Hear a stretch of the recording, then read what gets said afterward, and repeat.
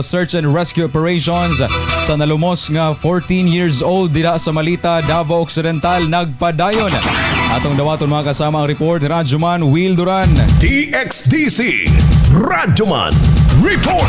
Kumpirma sa Municipal Disaster Risk Reduction and Management Office kon MDRRMO sa Malita, Davao Occidental nga adunay usa ka 14 anyos nga batang lalaki nga nalumos sa Sabang Bukana sa Malita niadtong Hulyo 17, 2026 ug ang search, rescue and retrieval kon SRR operation sa Philippine Coast Guard kon PCG ug local DRRMO nagpadayon pa sa karon. Sa interview sa DXDC Airman Davao kang Christopher Mahinay, LDRRMO assistant sa Malita, ang nalumos gila nga si alias Makmak nga naligo sa sapa ang sumpay sa dagat. Diin nadawat nila ang report pasado alauna sa hapon atong Hulyo 17 ug nagpatuman gilayon og SRR uban sa PCG apan gipahunong ang operasyon alas 5 sa hapon tungod sa kusog nga sulog sa tubig sa dagat ug sapa ug ingon man lubog sab kini nga nagpalisod sa pagpangita sa biktima.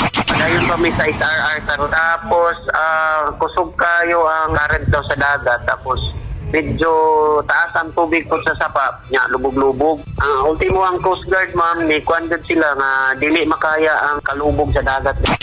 Dugang pangirisyon ang operasyon alas 6 sa 20 sa buntag karong adlaw, Hulyo 18, 2026. Human mitinaw ang tubig. Diin unom ka diver sub gikan sa Coast Guard ang nagpadayon sa pagpangita. Gani ibase sa inisyal nga impormasyon, nasayran nga ang biktima taga Davao City og nagbakasyon lang og nagpabilin sa balay sa iyang-iyaan sa Malita. Sa karon, nagpadayon pa ang investigasyon sa maong hitabo ingon man ang rason sa pagkalumos niini. Diin naglaom sab karon ang pamilya nga makit-an ang maong batan-on. Kasama mo sa balita og serbisyo publiko, Radyoman Will Duran, Totok, RMN.